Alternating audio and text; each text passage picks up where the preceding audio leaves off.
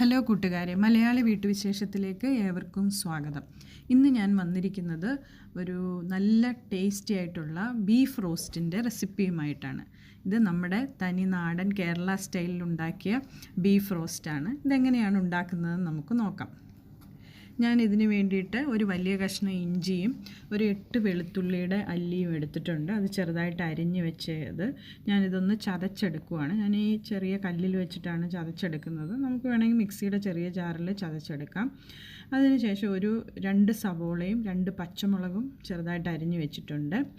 പിന്നെ ഞാനിവിടെ 1 കിലോ ബീഫാണ് എടുത്തിരിക്കുന്നത്. അത് നന്നായിട്ട് കഴുകി വൃത്തിയാക്കി വെച്ചിട്ടുണ്ട്. ഞാൻ ഇത് കുക്കറിൽ ആണ് ബീഫ് വേവിച്ചെടുക്കുന്നത്. അതിന് വേണ്ടിയിട്ട് ഞാൻ കുക്കർ അടുപ്പത്ത് വെച്ചിട്ടുണ്ട്. അതിനകത്തേക്ക് ആദ്യം ഒരു ടേബിൾ സ്പൂൺ ഓയിൽ ഒഴിക്കുന്നുണ്ട്. അത് വെളിച്ചെണ്ണയാണ് യൂസ് ചെയ്യുന്നത്. നമ്മുടെ തനി നാടൻ ടേസ്റ്റ് കിട്ടണമെങ്കിൽ നമ്മൾ വെളിച്ചെണ്ണ ഉപയോഗിച്ചാണ് ഇത് ചെയ്യേണ്ടത്. ഞാൻ ഒരു ടേബിൾ സ്പൂൺ വെളിച്ചെണ്ണ അതിലേക്ക് ഒഴിക്കുന്നുണ്ട്. അതിനുശേഷം നമ്മൾ ചതച്ച് വെച്ചിരിക്കുന്ന ഇഞ്ചിയും വെളുത്തുള്ളിയും അത് ഏകദേശം ഒരു 2 ടേബിൾ സ്പൂൺ വരും.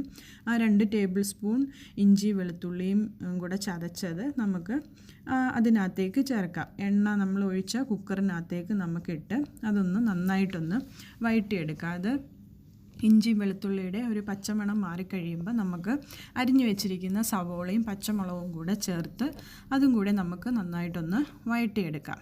അതിൻ്റെ പച്ച ചുവയൊക്കെ മാറി നന്നായിട്ടൊന്ന് വഴണ്ട് വരണം. ഇനി നമുക്ക് ഇതിനകത്തേക്ക് ചേർക്കാനുള്ളത് ഇറച്ചിക്കകത്ത് ചേർക്കാനുള്ള പൊടികളാണ്. ഞാൻ 1 ടേബിൾ സ്പൂൺ സാധാരണ മുളക് പൊടിയും 1 ടേബിൾ സ്പൂൺ മല്ലിപ്പൊടിയും 1 ടീസ്പൂൺ ഗരം മസാലയും 1 ടീസ്പൂൺ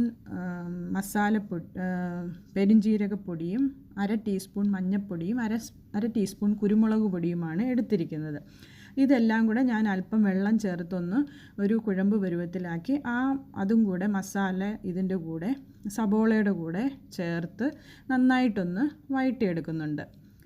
അതിനുശേഷം അതിൻ്റെ ആ പൊടികളുടെയൊക്കെ പച്ച ചുവ ഒന്ന് മാറിക്കഴിയുമ്പം നമുക്കതിലേക്ക് കഴുകി വൃത്തിയാക്കി വെച്ചിരിക്കുന്ന ബീഫും കൂടെ ചേർത്ത് നന്നായിട്ടൊന്ന് മിക്സ് ചെയ്യാം. ഇത് നമ്മുടെ വേവ് ഓരോ സ്ഥലങ്ങളിലും വ്യത്യാസമായിരിക്കും. ചില ബീഫ് 3 വിസിൽ മതിയായിരിക്കും കുക്കറിനകത്ത്. എന്നാൽ ചില ബീഫിന് അതിൽ കൂടുതൽ വേവ് കാണും. അപ്പോൾ അത് ഓരോരുത്തരുടെ നമ്മളെടുക്കുന്ന ബീഫിൻ്റെ അനുസരിച്ച് വേവിന് വ്യത്യാസം, കുക്കിംഗ് ടൈമിൽ വ്യത്യാസം വരും. അപ്പോൾ അതിനനുസരിച്ച് വേണം നമ്മൾ അതിനകത്ത് കുറച്ച് വെള്ളം ആഡ് ചെയ്താൽ മതി. നമ്മളിത് ഡ്രൈ ആയിട്ട് എടുക്കുന്നതുകൊണ്ട് ചെറിയ അളവിൽ വെള്ളം ഒഴിച്ചാൽ മതി. അതുപോലെ തന്നെ കുക്കിംഗ് ടൈമും എത്ര വിസിൽ വേണം എന്നുള്ളത് നോർമലി നല്ലതായിട്ട് വേവുന്നതാണെങ്കിൽ 3 വിസിൽ മതിയായിരിക്കും. ഇല്ലെങ്കിൽ 4 5 വിസിൽ വേണ്ടി വരും നന്നായിട്ട് വെന്ത് കിട്ടുവാൻ. ഞാൻ അല്പം വെള്ളം ഒഴിച്ചിട്ടുണ്ട്. ഉപ്പും കൂടെ ചേർത്തിട്ട് നന്നായിട്ട് മിക്സ് ചെയ്ത് ഞാൻ ഈ കുക്കർ അടച്ചു വെച്ച് വേവിക്കുകയാണ്. ഇനി നമുക്ക് വേണ്ടത് ഒരു സെക്കൻഡ് സ്റ്റേജാണ് ഞാൻ അടുത്തതായിട്ട് ചെയ്യുന്നത്.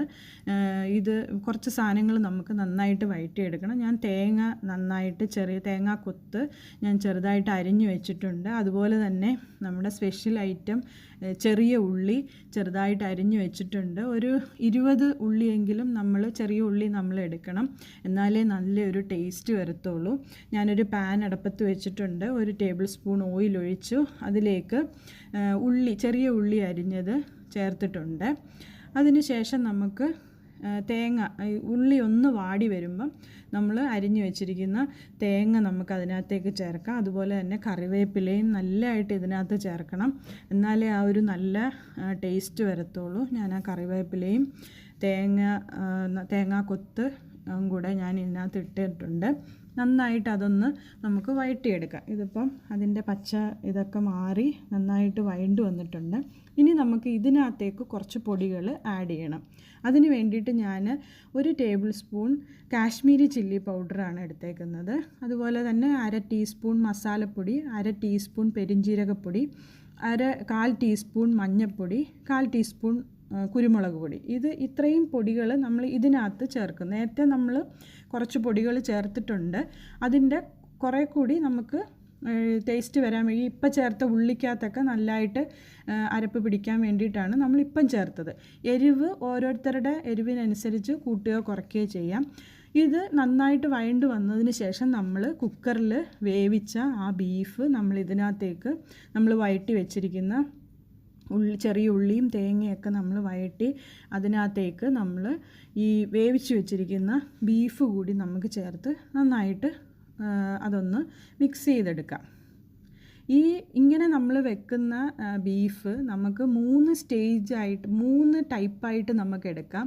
അതിൻ്റെ ചാറൊക്കെ ആയിട്ട് നമുക്ക് ഈ ഒരു സ്റ്റേജിൽ നമ്മൾ എടുക്കുകയാണെങ്കിൽ നമുക്ക് ചാറൊക്കെ ആയിട്ട് കറി പോലെ കഴിക്കാം.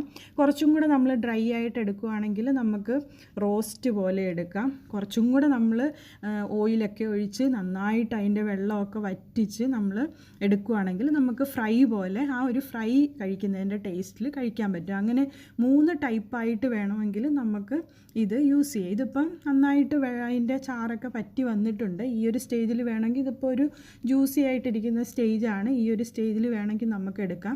ഞാൻ കുറച്ചും കൂടെ കറിവേപ്പില നല്ലതായിട്ട് നമ്മൾ ചേർക്കുന്നത് നല്ലതാണ്. ഇത് കറിവേപ്പില കുറച്ചും കൂടെ ചേർത്ത് ഞാൻ ഒന്നും കൂടെ ഒന്ന് ഡ്രൈ ആക്കി എടുക്കുന്നുണ്ട്. കുറച്ചും കൂടെ ഡ്രൈ ആക്കി എടുക്കുമ്പം കുറച്ചും കൂടെ നല്ലൊരു ടേസ്റ്റാണ്. ഇതിപ്പം ഞാൻ ഈ ഒരു സ്റ്റേജിൽ കുറച്ചും കൂടെ ഡ്രൈ ആക്കി എടുത്ത ഒരു സ്റ്റേജിലാണ് എടുത്തിരിക്കുന്നത്. നല്ല ടേസ്റ്റാണ് ഇതിന്. നമ്മുടെ നാടൻ രുചിയിൽ നമുക്ക് ഇതുപോലെ ഉണ്ടാക്കിയാൽ നമുക്ക് ബീഫൊക്കെ നല്ലതായിട്ട് ടേസ്റ്റി ആയിട്ട് കഴിക്കാൻ പറ്റും. നിങ്ങളൊന്ന് ട്രൈ ചെയ്ത് നോക്കൂ. അടുത്ത വീഡിയോയുമായി നമുക്ക് വീണ്ടും കാണാം.